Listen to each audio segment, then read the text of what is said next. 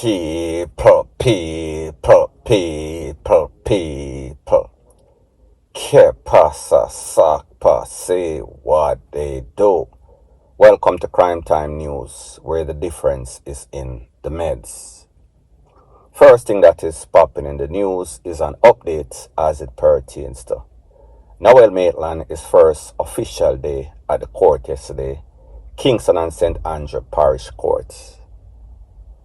During that court session, it is said that lawyers for the DPP, the prosecution, investigators, and also lawyers for the defense, Mr. Christopher Townsend and his associates, they discuss or they ask the judge, can we get a date for a bail application on the 18th of August 2022?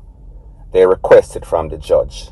However, the judge said that she cannot give that date. However, an official date was given for the 22nd of August 2022. According to the court reports, it is said that when Mr. Maitland entered the courtroom, he looked very confused. He was looking at the media, looking at the paparazzi, looking at everybody that was there. However, he would soon focus on the presiding judge. His lawyers were there. His lawyers sounded very confident.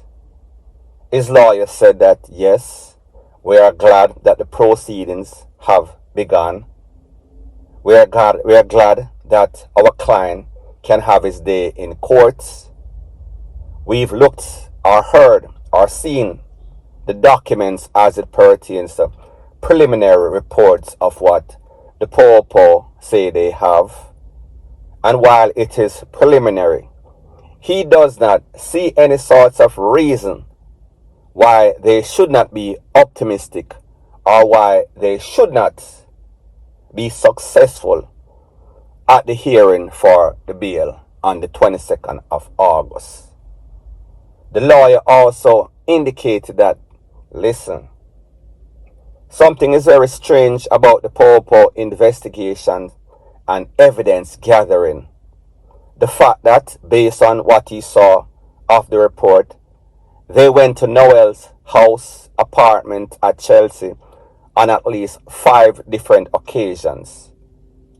Occasion number 1, 2, 3, and possibly 4, there was no mention of any sorts of BLOOD that they said is associated with Donna Lee Donaldson. However, on the 5th time, they said yes, they have splatter BLOOD tracing. The lawyer said that he finds it very strange that it took them at least a 5th occasion. So he's going to want to know what happened the first 5 times, 4 times or so. So people, take a listen, take a look to what the lawyer has to say, and then I'll give my piece.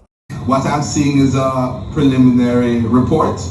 And as I said, after reading the preliminary report, I feel that the matter is properly poised for a bail application to be made. You can read between the lines. There wasn't much information, just that blood was found which they ascribed to her.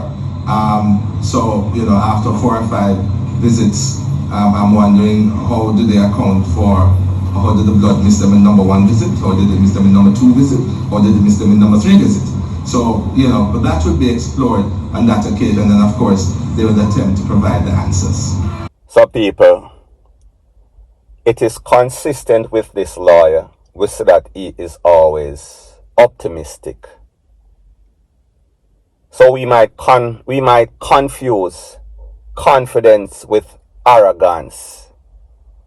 Because based on what we know, based on all the evidence, based on all the voice notes, based on how the Popo sounds confident, it is either the Popo, the investigator, the DPP's office, they are delusional, they are over-optimistic, they are overestimating what they have. However, when we listen to what the lawyer, Mr. Christopher Townsend, has to say, it is the polar opposite. And people will understand when it comes to this lawyer, he is always sounding optimistic. He is always sounding confident and even sometimes arrogant. However, we have to ask ourselves, is he just playing into the hands of his clients, meaning the way that he gets his high retainer, making sure that he is getting the money by selling Mr. Noel Maitland a pipe dream? Because people, remember, these lawyers don't come cheap. So therefore, you have to pay for play. So therefore, he is not going to say stuff that is going to make his lawyer feel like, his client feel like, wait, I want to this lawyer come like him nana head, him nana sense. Is he not as good as advertised? So people, like the lawyer said, he has some questions that he would want to be answered by the popo. However, he is very optimistic. There is no sort of reason why he feels as if, based on the preliminary reports that he has read, that his client should not get bail. He even concluded with reading between the lines. So people, that tells you everything.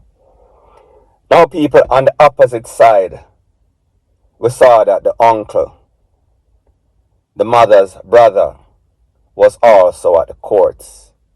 And the mother brother said that, listen, she's in the place of recovery right now based on all the trauma, based on all that she has experienced since her daughter has been missing. So therefore, he is there to represent. However, what he found very strange is that nobody called him. The investigators did not call him. People, take a listen, take a look to what the uncle had to say, and then I'll give my piece. We're not gonna call from no police, nobody. We're not charging them, come on me yard. Superintendent Nesbitt, come on me yard. Them is not charging. I all feel. I never come to court. I nobody no contact with. This is in the hospital and me stand. I nobody no contact with nobody. And the media hospital could know if I go to court. Now people, remember, this was scheduled maybe a day before yesterday. However, they said that yesterday was the official day. And even the lawyer for the defendant, Mr. Noel Maitland's lawyer, Christopher Townsend, he showed up at the first hearing, which was not official. And he showed up again yesterday. So this uncle, brother of Donna Lee's mother, is saying that, how is it that nobody contacted us? How is it that we have to hear from the media indirectly? And when the man was charged, them contact we, them ask for all sorts of information, them give us all sorts of hope. This is completely different. Now people, you have to understand, persons are always going to be paranoid when it comes to the JCF. Because there is countless amount of case, especially recently. May I talk about the McCullough or Blake case. And this one, Donna Lee, that there are so many questions and so little answers. So many suspicious, so many things that we see that would make us be concerned. That would make us think that, listen, hope for the best, however, expect the worst. There's no guarantee when it comes to the JCF, when it comes to the justice system, the DPP.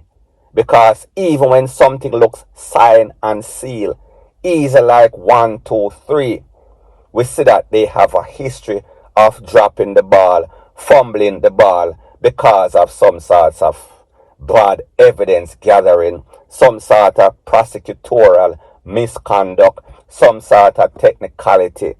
People, me just say, just imagine how this family feels.